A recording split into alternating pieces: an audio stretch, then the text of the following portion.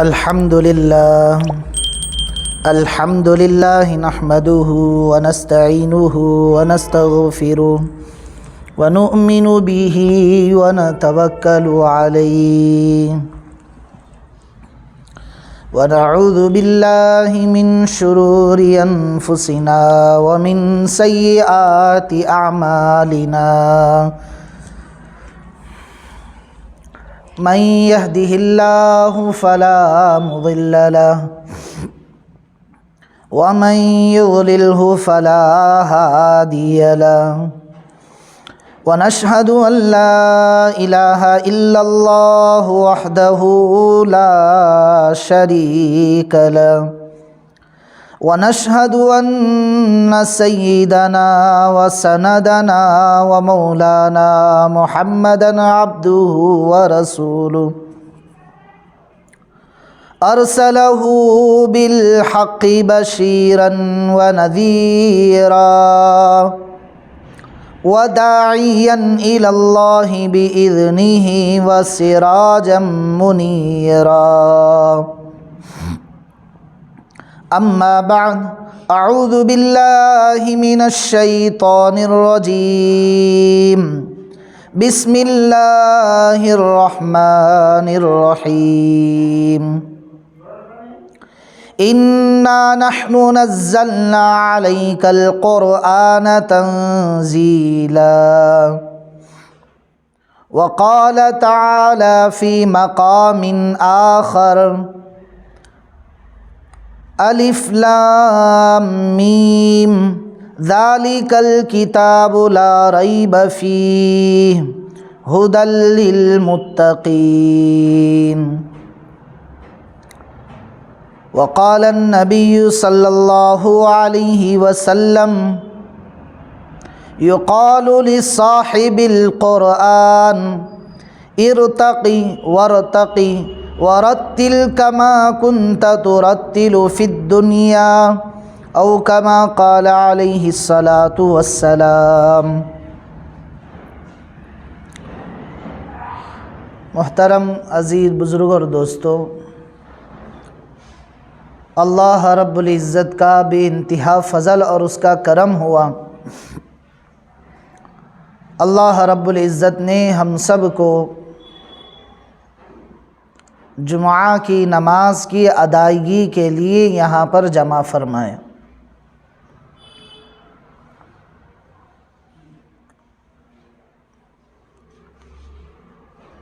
دنیا میں اللہ رب العزت نے انسان کو بھیجا اور انسان کی تخلیق اللہ رب العزت نے اس عالم میں فرمائی۔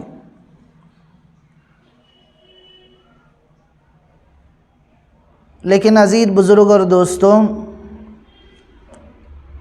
اللہ رب العزت نے انسان کی تکمیل اور انسان کی تخلیق کو مکمل کر کے اللہ رب العزت نے انسان کے ساتھ میں دو چیزیں بنائیں۔ اس میں سے پہلی نمبر کی چیز ہے انسان کا ظاہری جسم، جس کو میں اور آپ انسان کے گوشت کے ٹکڑوں کو انسان سمجھتے ہیں، اور ساتھ ہی ساتھ اللہ رب العزت نے انسان کے ساتھ دوسری چیز جو بھیجی وہ انسان کی روح ہے۔ ظاہری جسم اچھا ہے لیکن اندر روح نہیں ہے تو دنیا اسے مردے سے تعبیر کرتی ہے۔ کتنے ہی مہینے، کتنے ہی دن اور کتنے ہی سال اس مردے جسم کو ہم دنیا کی مختلف قسم کی ادویات کے ذریعے سے اس جسم کی ہم حفاظت کر لیں، لیکن محترم عزیز بزرگ اور دوستوں، کوئی انسان اس جسم سے محبت نہیں کرتا ہے، حتیٰ کہ اس باڈی کی، اس مردے جسم کی بیوی بھی یہ کہنے پر مجبور ہو جاتی ہے کہ یہ مردہ شخص ہے، یہ مردہ جسم ہے، اس میں کوئی روح باقی نہیں ہے، بلکہ اس کو لے جا کر کہیں دفنا کر آ جاؤ۔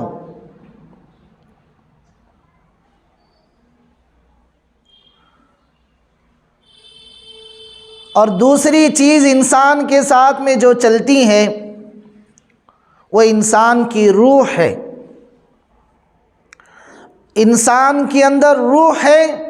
جسم کے اندر روح ہے تو اس انسان کی قیمت ہے،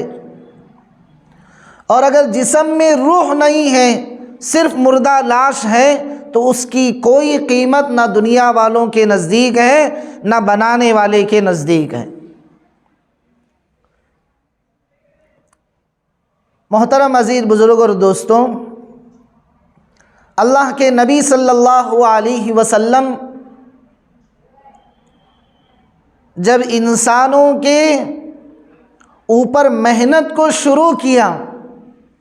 تو ان تمام انبیاء علیہم الصلاۃ والتسلیم اور خصوصاً حضرت محمد صلی اللہ علیہ وسلم کی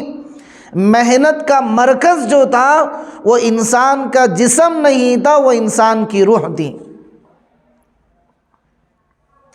انبیاء علیہم الصلاۃ والتسلیم نے انسانوں کی روح کو مرکز بنایا اپنی محنت کا،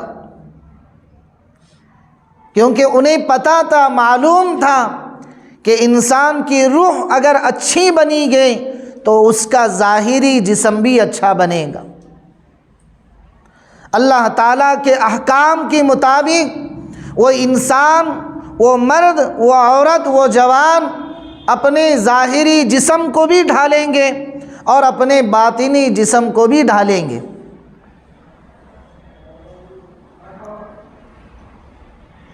اور اللہ کے نبی حضرت محمد صلی اللہ علیہ وسلم نے محنت کرتے کرتے صحابہ کی روح کو، ان کے جسم کے اندر کی مایا کو، ان کی طاقت کو اس مقام اور منزل پر پہنچایا کہ اللہ رب العزت نے ان سے راضی ہونے کا سرٹیفکیٹ دنیا ہی میں دے دیا۔ قرآن کریم کی 30ویں پارے کی سورہ بینہ کی آخری آیات میں اللہ رب العزت نے ان باتوں کا تذکرہ کر دیا۔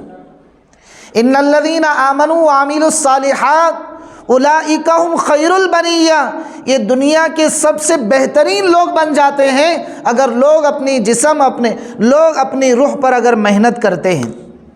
دنیا کے سب سے بہترین لوگ کیسے لوگ؟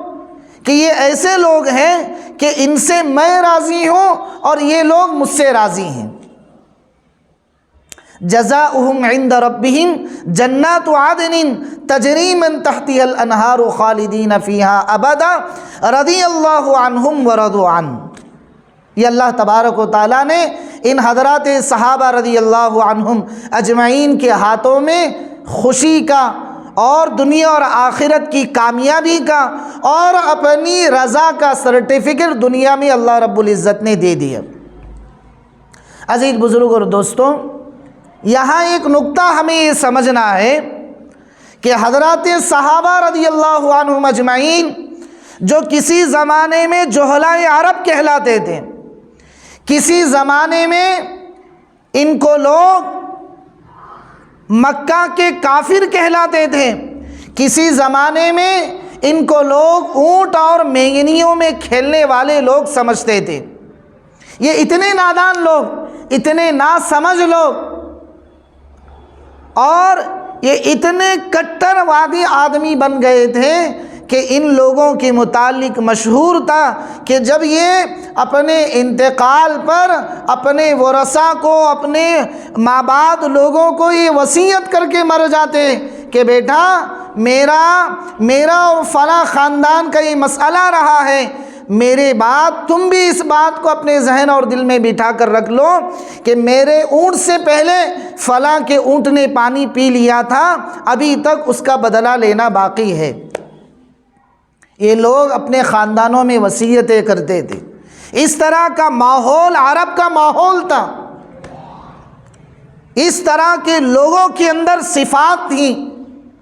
وہاں کا کلچر اس طرح سے بنا ہوا تھا کہ کوئی ان پر محنت کرنے والا نہیں تھا،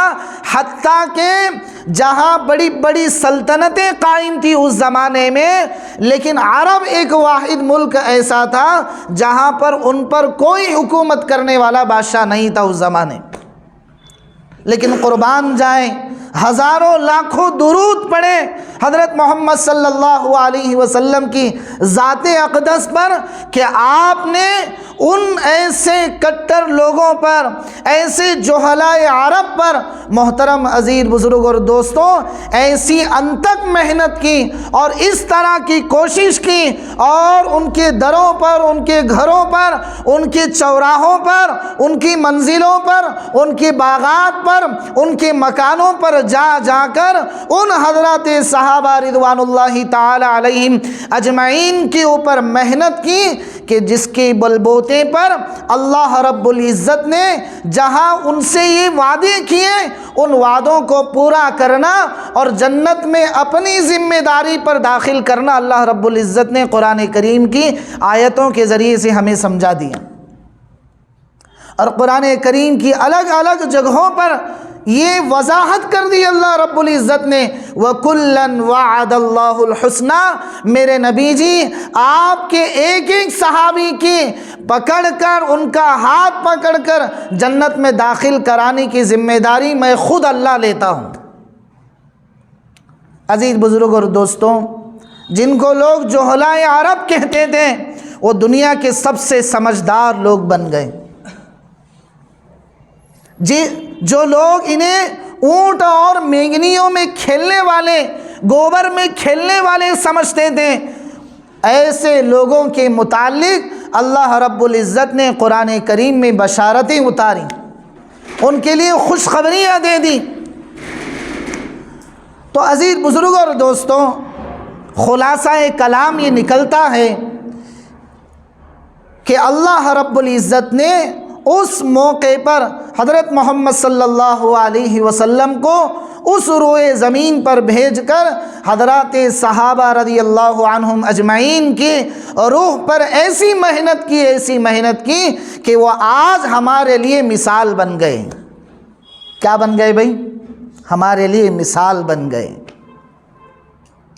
اور یہ تو قرآن کریم کی چند آیات کا مختصر سی رودات تھی۔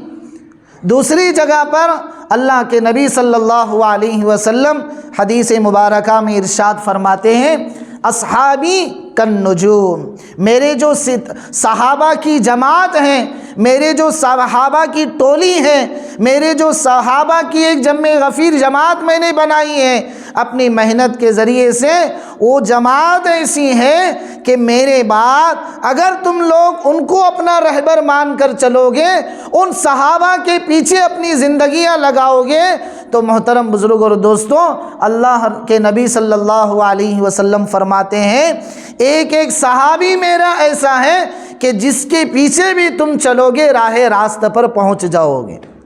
کہیں بھٹکنے کا اندیشہ نہیں، کہیں گر جانے کا اندیشہ نہیں، کہیں دوسرے راستے پر چلے جانے کا خطرہ نہیں۔ یہ میرے صحابہ کی ایسی جماعت ہے۔ عزیز بزرگ اور دوستوں، یہاں ہم تھوڑا سا رک کر اپنے ذہن پر تھوڑا سا زور ڈال کر ہم یہ بات سمجھتے ہیں کہ اتنا بڑا ٹائٹل جو دنیا میں انہیں دیا گیا اور ان کے پیچھے چلنے والوں کی کامیابی کی ذمہ داری محمد الرسول اللہ اٹھا رہے ہیں، تو اس کے پیچھے کون سی محنت کام کرتی ہے؟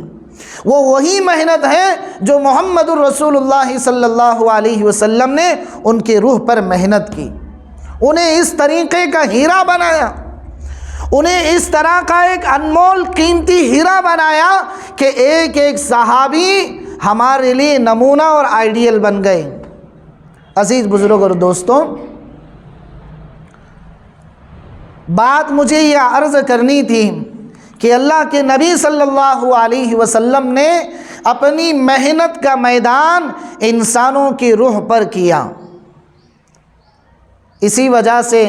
مشائخ سلوک اللہ والے جو ہوتے ہیں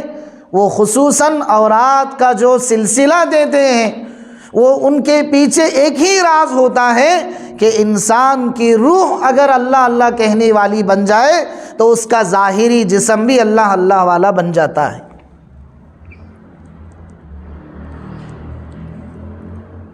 عزیز بزرگ اور دوستوں، ایسے پرفتن ماحول میں، پرفتن دور میں ہمیں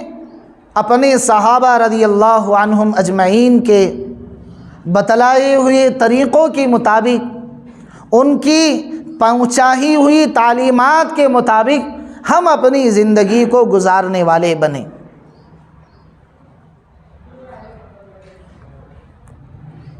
اس لیے اللہ رب العزت نے جو قرآن کریم ہمیں دیا، جس کی تعلیمات ہمیں دی، جس کی رہبری ہمیں دی، وہ اصل میں انسان کی رہبری کے لیے، انسان کی کامیابی کے لیے معدن حیات ہے. کیا ہے بھائی؟ زندگی کے گزارنے کا خزانہ ہے. معدن کہتے ہیں خزانے کی چیز کو، جہاں پر خزانہ رکھا جاتا ہے، جہاں قیمتی چیزیں رکھی جاتی ہیں. تو اللہ کے نبی صلی اللہ علیہ وسلم فرما رہے ہیں کہ قرآن کریم در حقیقت انسانیت اور خصوصاً مسلمانوں کے لیے زندگی کے گزارنے کا معدن حیات ہے. زندگی کی گارنٹی اللہ رب العزت نے، کامیابی کی گارنٹی اللہ رب العزت نے قرآن کریم کی تعلیمات میں رکھی. تو اب ضرورت ہمیں اس بات کی ہے کہ ہم اپنے شب و روز میں، اور خصوصاً ان چلتے ہوئے ایام جو ٹھنڈی کے دن ہمارے شروع ہیں، ان دنوں میں ہم اپنے نظام الاوقات بنائیں. کیا بنائیں بھئی؟ ہماری زندگی کا نظام الاوقات بنائیں. ایک زندگی کی ترتیب بٹھائیں کہ مجھے روزانہ قرآن کریم کی تلاوت کا اہتمام کرنا ہے. اور اتنی بڑی ذمہ داری اللہ رب العزت نے ہمارے کندھوں پر ڈالی ہے، اور اس کے لیے اتنی بشارتیں ہمیں دی ہیں کہ خود اللہ رب العزت کہتے ہیں کہ جب بندہ قرآن کریم پڑھتا ہے تو یہ گویا کہ مجھ سے بات کرتا ہے. کیا کہتے ہیں اللہ؟ قرآن کریم کا پڑھنے والا یہ ایسا ہے گویا کہ یہ خود مجھ سے بات کر رہا ہے. کیوں؟ کیونکہ قرآن کریم میری ذات سے نکلی ہوئی کتاب ہے، میری زبان سے نکلی ہوئی چیزیں اور باتیں ہیں. اب اللہ کی ذات ورا الورا ہے، نہ ہمارے عقلوں کو سمجھ میں آ سکتی ہیں، نہ ہماری سمجھ بوجھ اور نہ ہماری عقل میں وہ صلاحیتیں ہیں کہ ہم اللہ کی ذات کو پہچان سکیں، ان کی صحیح معرفت حاصل کر سکیں. لیکن اللہ کے نبی صلی اللہ علیہ وسلم نے فرمایا، تم اگر قرآن کریم کی تلاوت کا اہتمام کرو گے تو اللہ رب العزت کی ذات تمہیں سمجھ میں آئے گی. اسی لیے اللہ کے نبی صلی اللہ علیہ وسلم نے فرمایا، ان لوگوں کے متعلق فرمایا جو قرآن کریم کو یاد کرتے ہیں، اپنے سینوں میں محفوظ رکھتے ہیں. اقرا ورتقی ورتل، اللہ تعالیٰ کل قیامت میں ان لوگوں سے فرمائیں گے جو دنیا میں اپنے سینے میں قرآن کریم کو محفوظ کر رکھے ہوں گے. اقرا پڑھ، ورتقی ٹھہر ٹھہر کر پڑھ، کما کنت ترتل فی الدنیا، جیسے تو دنیا میں ٹھہر ٹھہر کر پڑھتا تھا، اور تیری منزل اور تیرا مرتبہ اور تیرا مقام وہاں ہے جہاں تیری آخری آیت پہنچتی ہے. کتنا بہترین کلام اللہ نے دیا، کتنی بہترین تعریف پڑھنے والوں کی اللہ نے. اور کتنا بڑا مقام اللہ رب العزت نے قرآن کریم کو یاد کرنے والے، اس کو پڑھنے والے، اس کو محبت کی نگاہ سے دیکھنے والوں کے متعلق اللہ رب العزت نے فرمایا۔ تو عزیز بزرگ اور دوستوں، یہ ایسی واحد کتاب ہے جس کے متعلق کوئی شک نہیں ہے، کوئی شک نہیں۔ اور قرآن کریم کی سورۃ البقرہ کی شروع کی آیات میں اللہ رب العزت نے اس بات کی وضاحت کر دی، الف لام میم ذالک الکتاب لا ریب فیہ، یہ ایسی کتاب ہے جس میں کوئی شک نہیں، کسی بھی ادنا سے ادنا قسم کا شک اور شبہ اللہ رب العزت نے اس کتاب میں باقی نہیں رکھا ہے۔ ذالک الکتاب لا ریب فیہ ھدی للمتقین، یہ نیک لوگوں کے لیے، پرہیزگاروں کے لیے، اللہ کی مرضیات پر چلنے والوں کے لیے، اللہ کی نامرضیات سے بچنے والوں کے لیے اللہ تبارک و تعالیٰ نے ہدایت کا سر چشمہ اس میں رکھا ہے۔ تو عزیز بزرگوں اور دوستوں، مجھے آپ کے سامنے یہ بات عرض کرنی ہے کہ اللہ رب العزت نے ہماری زندگی کا خزانہ، ہماری زندگی کا معدن جو ہے وہ قرآن کریم کے اندر رکھا ہے، کہ جس کے ایک ایک حرف پر اللہ رب العزت نے 10 نیکیوں کے اجر کا وعدہ فرمایا ہے، ایک ایک حرف پر۔ اور اللہ کے نبی صلی اللہ علیہ وسلم فرماتے ہیں، میں یہ نہیں کہتا کہ الف لام میم پورا ایک حرف ہے، نہ، آپ نے فرمایا الف ایک حرف، لام ایک حرف، میم ایک حرف، ایک حرف پر اللہ نے 10 نیکیوں کا وعدہ کیا۔ اور الف لام میم یہ پورا جملہ جو الگ الگ حروف سے بنا ہے، یہ تمام جملہ مل کر ایک حرف، ایک کلمہ بنتا ہے، اور ایک کلمہ جو ہے اس میں 3 حرف ہیں، اور 3 حروف پر اللہ تعالیٰ 30 نیکیوں کا وعدہ کر رہے ہیں۔ کتنی نیکیاں بھائی؟ 30 نیکیاں، جس کو میں اور آپ آج کے دور میں بیکار سمجھتے ہیں۔ ہم مسلمانوں کا اکثر طبقہ ایسا ہے جو قرآن کریم سے بہت کم مناسبت رکھتا ہے،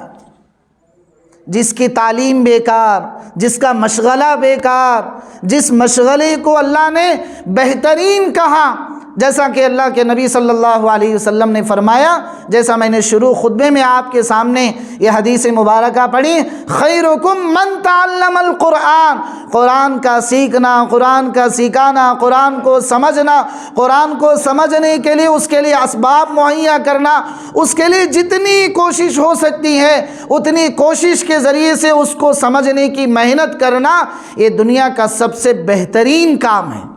دنیا کا کیا ہے بھائی؟ بہترین کام۔ اور کہہ کون رہے؟